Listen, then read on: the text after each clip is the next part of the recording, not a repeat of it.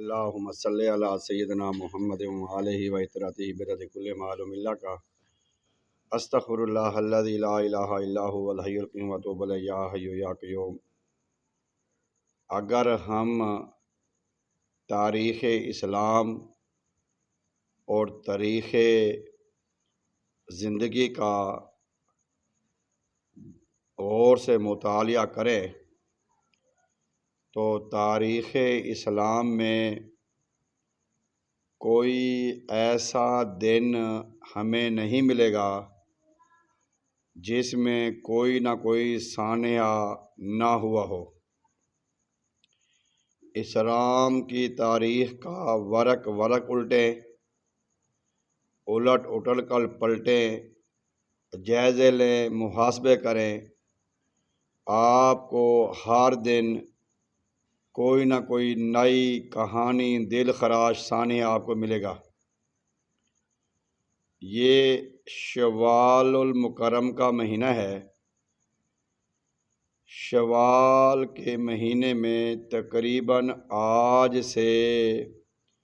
1442 سال پہلے 1442 سال پہلے یعنی 3 ہجری میں ایک عظیم سانحہ ہوا، واقعہ ہوا، جس طرح اس وقت مسلمانوں کے لیے دل خراش تھا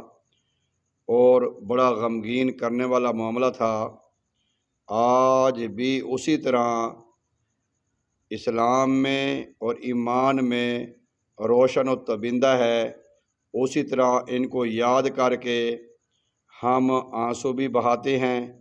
اور ان کی شجاعت و بہادری پہ فخر بھی کرتے ہیں۔ جنگ احد 3 ہجری میں ہوئی، شوال کے مہینے میں۔ اگر ہم سوال کریں کہ جنگ احد کیوں ہوئی، اس کا پیچھے پس منظر کیا ہے، تو یقیناً اس کا ایک جواب ہمیں یہ ملے گا کہ جنگ بدر ہی کی وجہ سے جنگ احد ہوئی ہے، کیونکہ جنگ بدر میں کفار مکہ کو کافی نقصان ہوا، جس کی وجہ سے پھر کفار کے بڑے بڑے نامی گرامی قتبہ، شیبہ، ولید جیسے، ابو جہل جیسے بڑے بڑے پھنیر مارے گئے، جہنم رسید ہوئے۔ تو اب ان کے جو سردار تھے ابو سفیان، اس وقت تک اسلام میں نہیں آئے، تو کفار مکہ ان کے پاس گئے تو انہوں نے کہا بھئی ہم بدلہ لیں۔ تو اس وقت جو بھی کاروبار کرتے تھے، جو بھی پیسہ اکٹھا ہوا، تو انہوں نے پلانیں کی کہ ہم 3 ہجری میں یہ رمضان کے بعد ان سے جنگ کریں گے۔ وہ پلاننگ وہاں پہ بنا رہے تھے، تو حضرت عباس بن عبد المطلب جو حضور نبی کریم صلی اللہ علیہ وسلم کے چچا ہیں، وہ مکہ میں رہائش پذیر تھے، تو انہوں نے ایک خط کے ذریعے محمد صلی اللہ علیہ وسلم کو اطلاع دی کہ جو کفار ہیں یہ ایسی سازش کر رہے ہیں۔ وہ جو خط لے کے آنے والا بندہ تھا، اس نے دن رات سفر کرتے ہوئے 3 دن میں مدینہ پہنچائے۔ اس وقت سرکار دو عالم صلی اللہ علیہ وآلہ وسلم کوبا میں تشریف فرما تھے، اور جیسے ہی آپ کو اطلاع ملی، خط ملا، تو آپ نے اپنے جان نثاروں کو، اپنے نام لیواؤں کو اطلاع دی، اور یہ تو کبھی ہو ہی نہیں سکتا۔ یہ آج کا مسلمان ہے، ایک طرف فلسطین میں بچے ذبح ہو رہے ہیں، عورتیں ذبح ہو رہی ہیں، مرد بوڑھے جوان ذبح ہو رہے ہیں، دوسری طرف مسلمان ہے، ہم عید میں، الیکشن میں، میچوں میں غم ہیں کہ ہمیں وہاں سے اٹھنے والی رونے کی آوازیں ہمارے کان تک بھی نہیں پہنچ رہی۔ کان تک تو پہنچتی ہے لیکن ہم جان بوجھ کے اندھے اور بہرے بنے ہوئے ہیں۔ تو اس میں یہ ہوا کہ جیسے ہی اطلاع ہوئی عالم اسلام مسلمانوں کو تو وہ جوک در جو اکٹھے ہونا شروع ہو گئے۔ اب سرکار دو عالم صلی اللہ علیہ وسلم قباء سے مدینہ تشریف لے آئے، اور آپ نے یہی ارادہ تھا یا فیصلہ فرمایا کہ جو جنگ ہے یہ مدینہ میں رہ کے ہم جنگ کی جائے، باہر نہ جایا جائے۔ لیکن اس وقت جو نوجوان طبقہ تھا، کچھ اس میں ایسے بھی صحابہ تھے جو ینگ تھے، نوجوان تھے،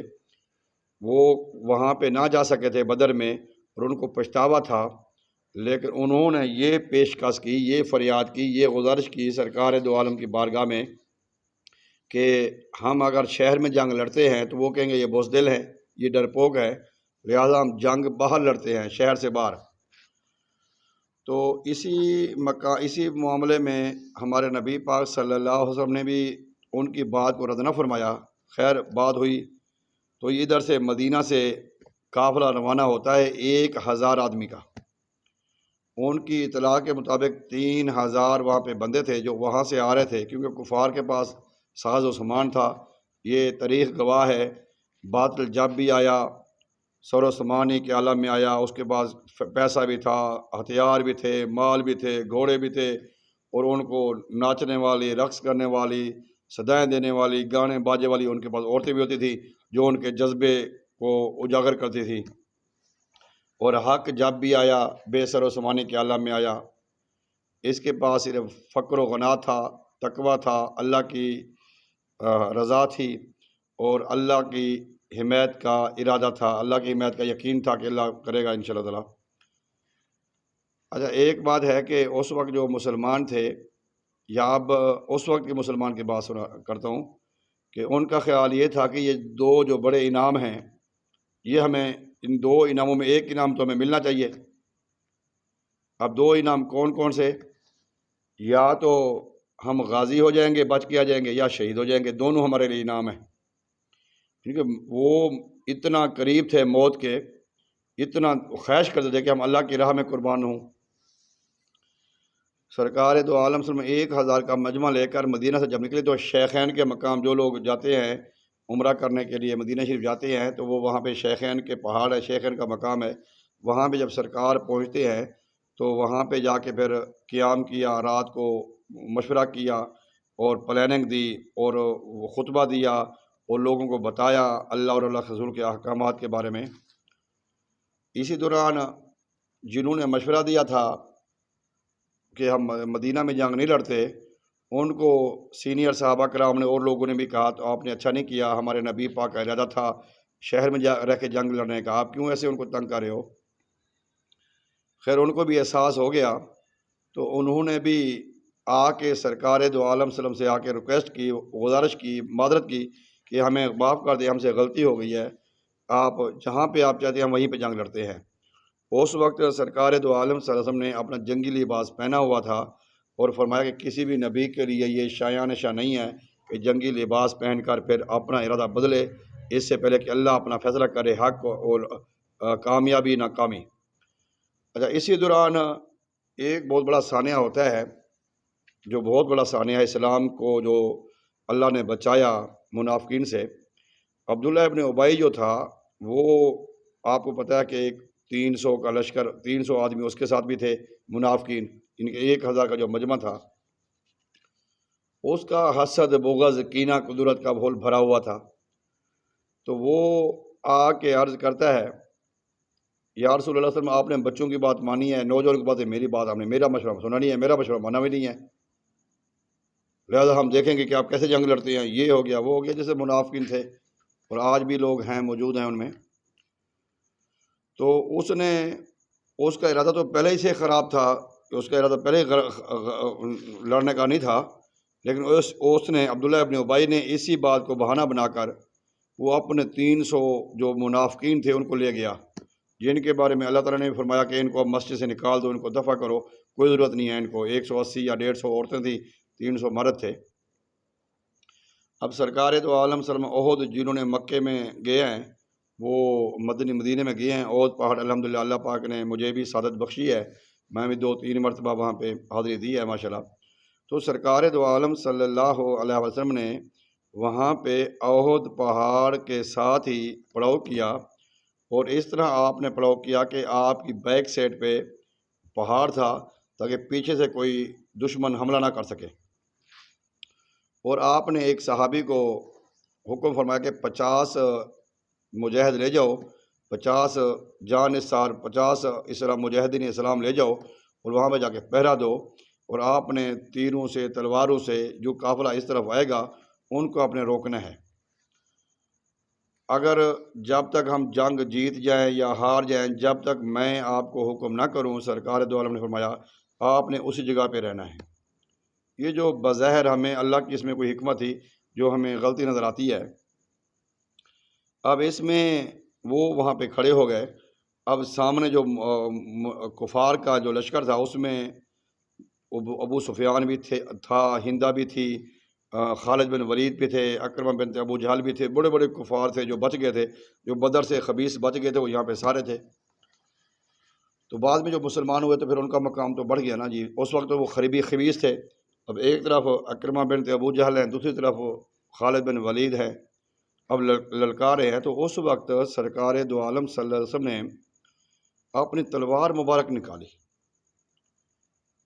اور فرمایا کہ کوئی ہے جو اس کا حق ادا کرے۔ اب ہر ایک صحابی کی خواہش تھی۔ یہاں پہ ایک اور بھی واقعہ ہوتا ہے، جو چھوٹے چھوٹے بچے ہوتے ہیں، بدر میں بھی تو 2 بچے تھے، معاذ اور بوز، یہاں پہ بھی وہ رافع اور ان کا وہ واقعہ ہے جو جنگ میں تھے، 15 سال سے نیچے بچے۔ ان کا جذبہ تھا، ان کا ایمان تھا کہ اب اسلام میں جائیں اور جنگ میں جائیں، جہاد میں جائیں، جا کے مریں، شہید ہو جائیں اللہ کی راہ میں۔ آج ہمیں دنیا سے دل لگا کے بیٹھے ہوئے ہیں، ہمیں ڈر لگتا ہے، موت میں خبر آتی ہے کہ ہمیں افسوس ہے۔ یہی وجہ ہے کہ آج مسلمان پس رہے ہیں، ہمیں ہمارے کان میں جوں تک نہیں رونگتی۔ اچھا، وہ بچے بھی تھے، بڑے بھی تھے۔ جب وہ 1000 کا لشکر تھا تو 300 تو منافق گئے، اب یہ رہ گئے 700۔ اب 700 میں اللہ کی کرنی ایسی ہوئی کہ 1% اس میں مسلمان شہید ہوئے، جن کے 70 صحابہ جو شہید ہوتے ہیں وہ، بلکہ 70%، وہ جو صحابہ 70 شہید ہوئے تھے 700 میں، 700 صحابہ میں 70 شہید ہوئے۔ اب اس میں ہوتا یوں ہے کہ جب سرکار دو عالم صاحب نے اپنی تلوار نکالی تو فرمایا کوئی ہے آج اس کا جو حق ادا کرے۔ بڑے بڑے جید صحابہ، امیر حمزہ،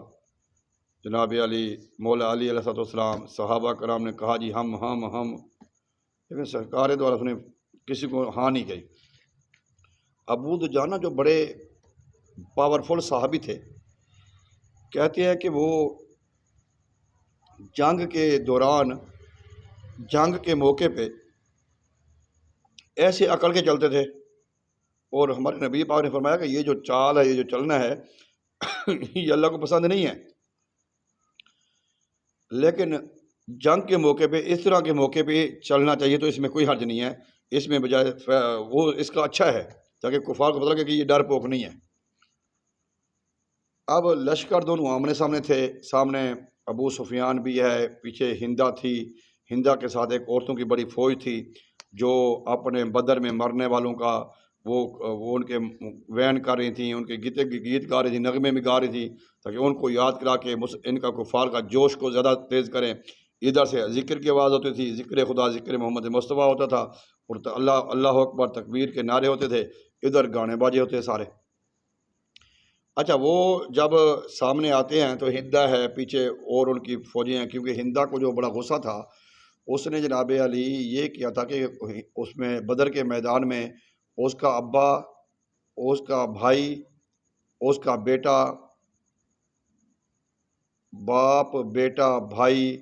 اور تقریباً خاندان کے کافی لوگ وہاں پہ اس کے مرے تھے، کیونکہ عتبہ، شیبہ، ولید، یہ اسی کے خاندان کے لوگ تھے، اس کے ہندا کے۔ اس میں ہوا یوں کہ اس کی خواہش تھی کہ میں بدلہ لوں۔ اب اس نے ایک غلام تھا، وحشی غلام، اس نے کہا بھی میں تمہیں آزاد تب کروں گی جب تم امیر حمزہ کو شہید کرو، اور یہ کرو، تمہارا کام صرف یہی ہوگا، بس تم نے اور جنگ نہیں لڑنی، بس، لیکن دوسروں کو کہا تم جنگ لڑو۔ اب لشکر آمنے سامنے آیا تو ادھر سے ایک کفار نے آواز دی، کیونکہ جنگ کا ایک اصول تھا، وہ پہلے للکارتے، بلاتے، اجازت مانگتے تاکہ یہ پھر فیصلہ، پھر جنگ لڑتے۔ تو ادھر سے سرکار دو عالم صلی اللہ علیہ وسلم نے اس صحابی کو، ابو دجانہ رضی اللہ عنہ، جس کو تلوار دی تھی، اسی کو تلوار دی، فرمایا تو تلوار کا حق ادا کرنا۔ وہ ایسے دوڑے جس سینہ تان کے، اکڑ کے، وہ چلتے ایسے تھے، بڑے بہادر تھے۔ یہ نیچے تھے، وہ جو دشمن تھا، کافر تھا، اس کا وہ گھوڑے پہ سوار تھا، لیکن ایسا ان کے اندر جذبہ ایمانی تھا، ایمان کی قوت تھی، قرآن کا نور تھا،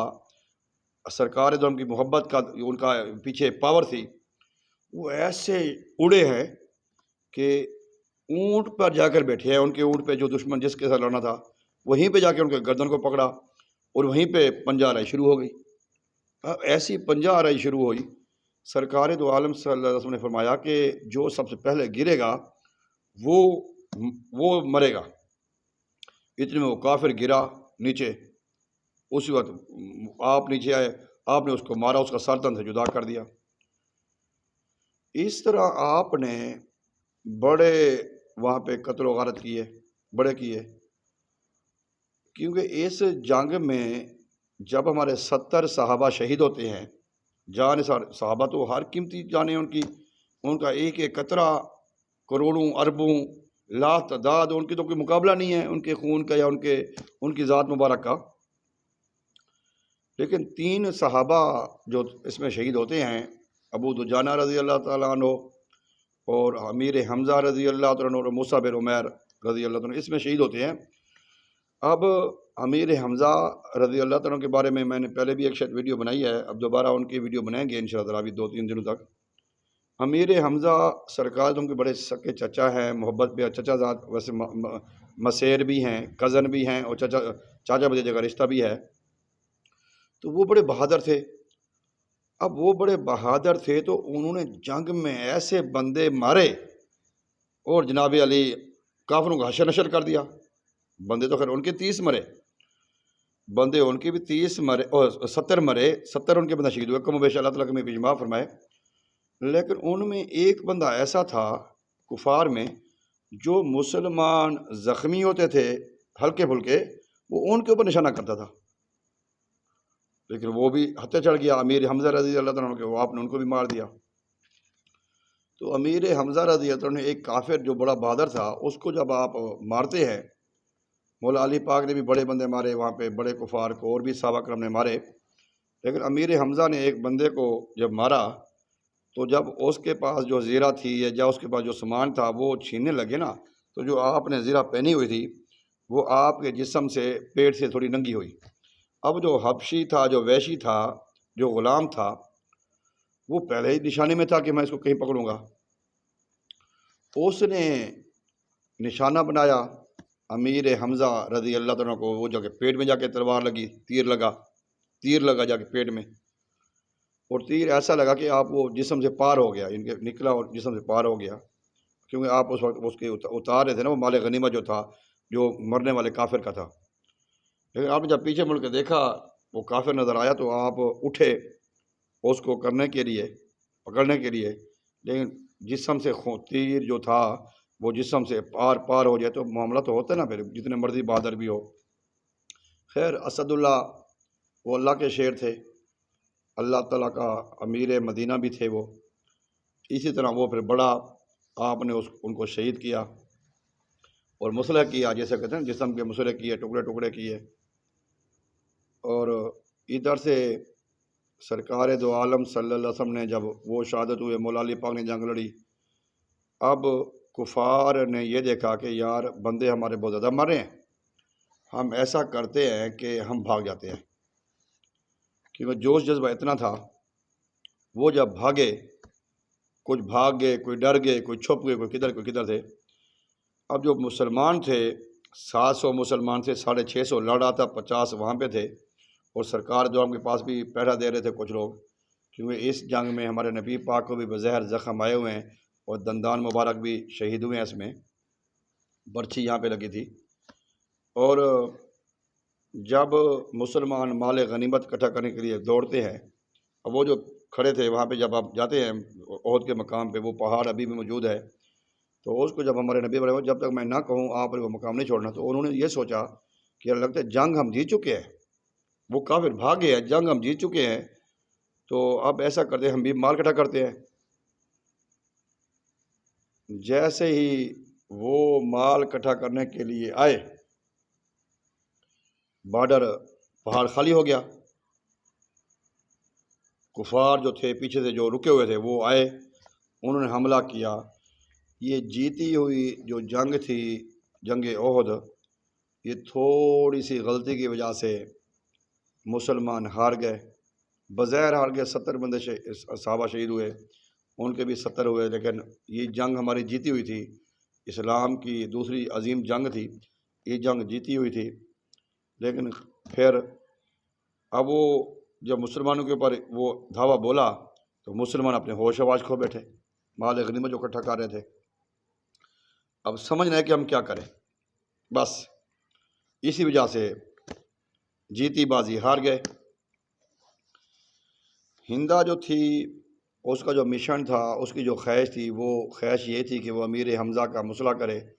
امیر حمزہ کے ٹکڑے ٹکڑے کیے،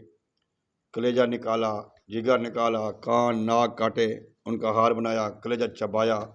جب چبا نہ سکی تو باہر پھینک دیا، اس نے بڑا ظلم و ستم کیا۔ اب سرکار دو عالم صلی اللہ علیہ وسلم نے دیکھا کہ ان کے ساتھ بڑا ظلم ہوا ہے، ان کے ٹکڑے ٹکڑے ہو گئے ہیں، تو وہ پھر بھاگ چلے گئے۔ جنگ جب ختم ہوئی تو ادھر سے امیر حمزہ رضی اللہ عنہ کی ہمشیرہ اور سرکار کی پھپھو زہد رضی اللہ عنہ کی جو تھی وہ والدہ، وہ دوڑتی ہوئی آتی ہیں، تو نبی پاک صلی اللہ علیہ وسلم نے فرمایا زید اپنی والدہ سے کہو کہ آگے نہ آئے، کیونکہ جب وہ بھائی کی لاش کو دیکھیں گی تو وہ بین کریں گی۔ تو انہوں نے کہا میں یا میرے بھتیجے محمد صلی اللہ علیہ وسلم میں بین نہیں کروں گی، مجھے پتہ ہے میرے بھائی کے ساتھ جو معاملہ ہوا ہے، میں صبر کروں گی۔ جب وہ آتی ہیں تو وہ امیر حمزہ رضی اللہ عنہ کے ٹکڑے ٹکڑے ہیں، دھاڑ ساڑ کہاں پہ پڑا ہوا ہے، لیکن آپ نے وہاں پہ یہی کہا کہ اللہ ہم تیری رضا پہ راضی ہیں، تو نے ہمارے بھائی کو قبول فرمایا ہے۔ ناظرین، وہ پھر اب انہوں نے کفن کے بھیجے، 2 ٹکڑے بھیجے کہ میرے بھائی کو انہی کفنوں میں اللہ کے سپرد کرنا ہے۔ تو وہ حضرت زید فرماتے ہیں کہ میں جب دیکھا کہ موسیٰ بن عمیر بہت بڑے جید صحابی تھے، امیر صحابی تھے، ان کے پاس کفن نہیں تھا، تو میں نے پھر ایک ٹکڑا ان کو دے دیا، ایک اپنے ان کو دے دیا۔ سرکار دو عالم صلی اللہ علیہ وآلہ وسلم نے امیر حمزہ اور ابو دجانہ، موسیٰ بن عمیر اور جو 67 68 اور صحابہ تھے، سب کے اکٹھے کیے۔ اب پہلے آپ نے جنازہ پڑھا امیر حمزہ رضی اللہ عنہ کا، ایک جنازہ پڑھا، پھر ان کو وہیں پہ رکھا، پھر دوسرا جنازہ آیا، جو 70 شہید ہوئے تھے بندے صحابہ، پھر سب کا جنازہ پڑھتے رہے، امیر حمزہ وہیں پہ رہے، ان کا جنازہ پہلے پڑھا تھا تو بار بار بھی پڑھتے رہے۔ اسی طرح 70 بار جنازہ ہوا امیر حمزہ رضی اللہ عنہ کو۔ یہاں پہ سرکار دو عالم صلی اللہ علیہ وسلم نے فرمایا کہ ہم اب بدلہ لیں گے ان کا، امیر حمزہ کا، وہ نہیں چھوڑیں گے ان کو۔ اللہ کی حکمت ہوتی ہے، وہی لوگ ہیں، وہی قاتل ہیں، وہی خالد بن ولید، اکرمہ بنت ابو جہل، ہندا، ابو سفیان، وہ کچھ فتح مکہ کے موقع پہ مسلمان ہو گئے، کچھ پہلے مسلمان ہو گئے۔ 31 مئی کا جو دن ہے وہ بھی بڑا اسلام کی اسلام میں بہت بڑا اس کا اہم مقام ہے، کیونکہ اس میں خالد بن ولید اور عمر بن العاص، یہ دونوں اس دن مسلمان ہوتے ہیں۔ تو کہنے کا مقصد یہ ہے کہ وہاں پہ سرکار کو اللہ نے وہاں پہ پھر کچھ صحابہ کرام کو اجتماعی قبر بنا دی، ادھر موسیٰ بن عمیر، امیر حمزہ اور ایک ان کے بھتیجا تھے یا کوئی بچہ تھا، وہاں پہ ان کو اللہ کے سپرد کیا۔ جب ہم جاتے ہیں احد پہاڑ میں تو وہاں پہ وہ جنگلہ سا لگا ہوا ہے، شیشہ لگا ہوا ہے، اور آج بھی وہاں پہ جائیں تو ایک عجیب قسم کی پیاری خوشبو آتی ہے، اور عجیب قسم کا ایک وجد ہے، سکون ہے، اور وہاں پہ رحمتیں برکتیں کا نزول ابھی بھی ہو رہا ہے، اور فرشتے سلامیاں پیش کر رہے ہیں وہاں پہ۔ تو ایک طرف مسجد ہے، ایک طرف پہاڑ ہے، تو سامنے وہ بھی پہاڑ ہے جہاں پہ انہوں نے وہ پہرا اس کو کھڑا کرنے کے لیے 50 لوگ تھے۔ اللہ تعالیٰ نے انسان کو بنایا ہے اپنے آپ کو راضی کرنے کے لیے، لیکن وہ صحابہ کرام تھے، ان کے نزدیک دو انعام ہوتے تھے، یا تو غازی بن کے آ جائیں گے، غازی کا بہت بڑا رتبہ ہے، یا پھر شہید ہو جائیں گے۔ آج شوال کا میں چاند نظر آیا مجھے، ابھی میرے سامنے چاند ہے ماشاءاللہ، تو میں نے سوچا کہ میں اپنے علم کے مطابق ان کی بارگاہ میں ہدیہ عقیدت پیش کروں۔